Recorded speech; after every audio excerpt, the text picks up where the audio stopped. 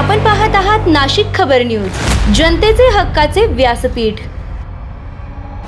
राज्यात सध्या महिला सन्मान आणि सुरक्षिततेच्या मुद्द्यावरून मोठा वाद निर्माण झाला आहे। लिंगपिसाट म्हणून आरोप असलेल्या अशोक खरात यांच्या पाद्यपूजेच्या कथित प्रकारावरून संताप व्यक्त केला जात आहे। विशेष म्हणजे या प्रकरणात महिला आयोगाची भूमिका संशयाच्या भोवऱ्यात सापडली आहे। या पार्श्वभूमीवर जर महिला आयोगच अशा व्यक्तीच्या बाजूने उभा राहत असेल तर पीडित महिलांनी न्यायासाठी कुणाकडे जावे असा गंभीर सवाल उपस्थित होत आहे। दरम्यान गृहमंत्र्यांनी संबंधित प्रकरणात राजीनाम्याचे आदेश दिल्याची चर्चा असून त्याचे काहींनी स्वागतही केले आहे। मात्र राज्याच्या पहिल्या महिला मुख्यमंत्री आणि पक्षाच्या अध्यक्षा म्हणून सुनेत्रा पवार यांनी यावर ठाम भूमिका घ्यायला हवी होती अशी अपेक्षा व्यक्त केली जात आहे।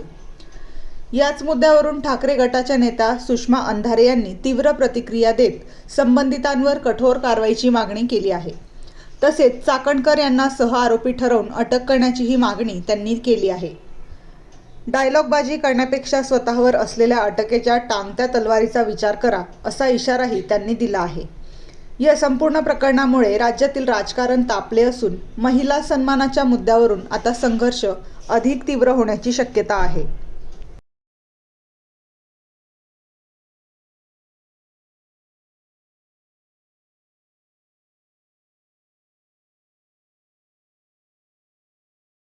म्हणजे राजीनाम्याच्या नंतर त्यांनी जो एक नाट्य रंगवण्याचा प्रयत्न केला तो बघितला आणि मला हसायला आलं की माणसं किती केविलवारी धडपड करतात आणि कालची त्यांची धडपड म्हणजे बूंद से गई सो हौद से लाने का जो एक प्रयास था तो त्याने काही फरक पडणार नाही।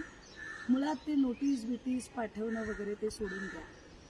तुमच्या डोक्यावर अटकेची टांगती तलवार आहे, त्याचा विचार करा। कारण तुम्ही त्या सगळ्या गोष्टींना अवगत होता। तुम्हाला 1 वर्षापासून कल्पना होती। तुम्ही पीडितेचा आवाज दाबायचा प्रयत्न केला। संघटित गुन्हेगारीचा हा प्रकार होता, त्यामुळे तुमची नार्कोटिक्स झाली पाहिजे आणि तुमची अटक होणं गरजेचं आहे। या मागणीवर मी ठाम आहे। सगळ्यात महत्त्वाचं गोष्ट की काल राजीनाम्याचे निर्देश गृहमंत्र्यांनी दिले। खरं तर सुनेत्रा वहिनींनी ती हस्तक्षेपाची वेळच येऊ द्यायला नाही पाहिजे होती। सुनेत्रा वहिनींना नेतृत्वातला खमकेपणा दाखवण्याची काल एक संधी होती, ती संधी त्यांनी दवडली। असो, मात्र आता तरी अजितदादा कधीही गंडेदोरे करणारे नव्हते। अजितदादांनी कधीही भोंदूगिरीला थारा दिला नाही। अशी गंडेदोरे अंगारे दुपारे भोंदूगिरी तंत्रमंत्र करणारी बाई जर राष्ट्रवादीच्या प्रदेशाध्यक्षपदावर असेल आणि तिच्यामुळे जर पक्षाची बदनामी होत असेल तर तातडीने तिला महिला प्रदेशाध्यक्ष पदावरून पायउतार केले पाहिजे। अन्यथा जर ते करणं होत नसेल तर आम्ही अजितदादांचा वारसा जपणारे आहोत असे कृपया सांगू नका। त्यामुळे काय चाकणकर बाई, तुम्हाला काय नोटिसा बिटिसा तुमचा जामीन झाल्यानंतर करा। आधी तुमची जी अटकेची टांगती तलवार आहे त्याचा विचार करा। 500-600 कोटी रुपये तुमच्याकडे आहेत। तटकरेंसारख्या प्रभृतींचा आशीर्वाद तुमच्यावर आहे। त्यामुळे माझ्यासारख्या सडाफटींग चळवळीतल्या माणसाला तुम्ही धमकावण्याचा नक्की प्रयत्न कराल, परंतु अशा धमक्या गेल्या 25 वर्षापासून आम्ही रोज बघत आलो। मी एन्जॉय करते तुमची धमकी। थँक्यू। कॅप्टन थोरात प्रकरणी रुपाली चाकणकरांच्या राजीनाम्याचे आदेश सन्माननीय गृहमंत्र्यांनी दिल्याचे समजते। खरं तर गृहमंत्र्यांच्या या आदेशाचं आम्ही स्वागतच करतो। एक चांगली मूव या निमित्ताने झाली। मात्र त्यासोबतच एका गोष्टीची खंत आहे की हीच भूमिका जर राष्ट्रवादी काँग्रेसच्या अध्यक्ष असणाऱ्या आणि राज्याचं उपमुख्यमंत्रीपद, पहिलं उपमुख्यमंत्रीपद ज्यांनी भूषवलंय त्या सुनेत्रा वहिनींनी ही भूमिका घेतली असती तर आम्हाला अधिक आनंद झाला असता। एका संवेदनशील महिला नेतृत्वाने एका अर्थाने महाराष्ट्रातल्या लेकी बाळींची इब्रत अत्यंत सुरक्षित आहे हा संदेश त्या निमित्ताने गेला असता। त्या आश्वस्त त्यांना वाटलं असतं, पण दुर्दैवाने ही संधी उपमुख्यमंत्री सुनेत्रा वहिनी यांनी गमावली। असो, पण लढाई अजून संपलेली नाही। कारण मी सकाळीही म्हटलं की रुपाली चाकणकरांचा फक्त राजीनामा इतकी छोटी मागणी आमची नाही। रुपाली चाकणकरांना या संपूर्ण प्रकरणात सहआरोपी करून अटक झाली पाहिजे। रुपाली चाकणकरांची नार्को टेस्ट झाली पाहिजे त्यांचे सगळे कॉल रेकॉर्ड्स तपासले गेले पाहिजेत आणि महत्वाचं की या सगळ्यांमध्ये रुपाली चाकणकरांची मागल्या 5-7 वर्षातली जी काही बेनामी संपत्ती आहे त्याची सुद्धा आर्थिक गुन्हे शाखेकडनं चौकशी झाली पाहिजे. म्हणून ती माझी गुरु.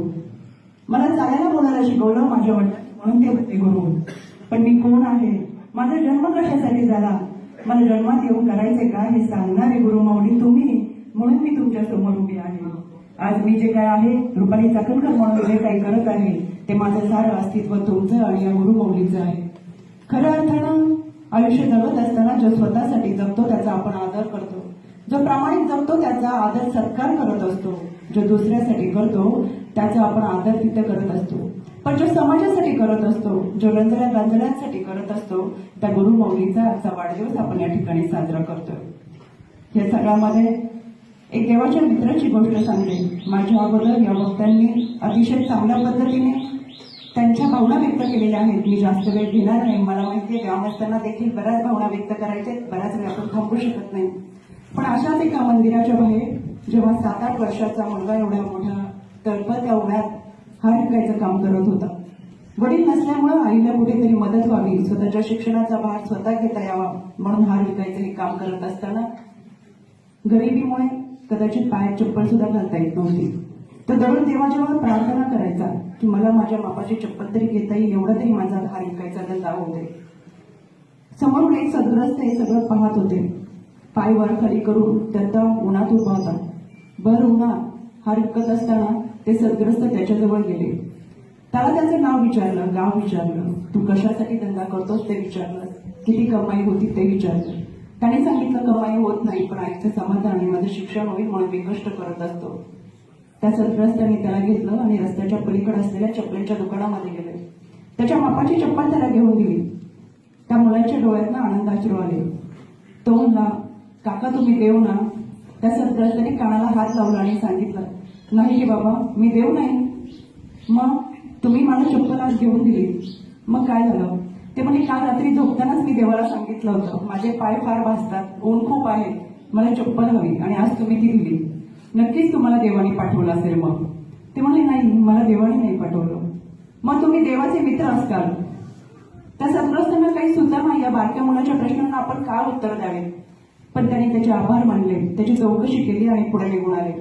त्या सद्ग्रस्तांनी विचार केला, आपण देव तर नक्कीच नाही, देवाचे मित्रही नाही, पण असा का विचार करू शकत नाही. समाजात जे गांजले आहेत त्यांच्यासाठी देवाचा मित्र होण्याचा नक्कीच आपण प्रयत्न करू. इथून पुढे आपण हा प्रयत्न नक्कीच करणार आहोत. पण आपल्यामध्ये आत्ताच असलेले देवाचे मित्र म्हणजे आदरणीय खरात सर. आणि यांच्या मला असं वाटतं माझा प्रारब्ध आणि पुण्याई या कर्म या गोष्टीवर प्रचंड विश्वास आहे सर तुम्हाला भेटल्यापासून. कारण की या मंडपामध्ये जे बसले त्यांच्याबरोबर त्यांच्या आईवडिलांची पुण्याई असणार आहे, त्यांच्या काही चांगल्या गोष्टींचे प्रारब्ध त्यांच्याबरोबर असणार आहेत. म्हणून तुमच्या सानिध्यात या ईशान्येश्वरच्या मंडपात आम्ही सर्वजण एकत्र तुमच्या मायेच्या सावलीखाली एकत्र येत आहोत.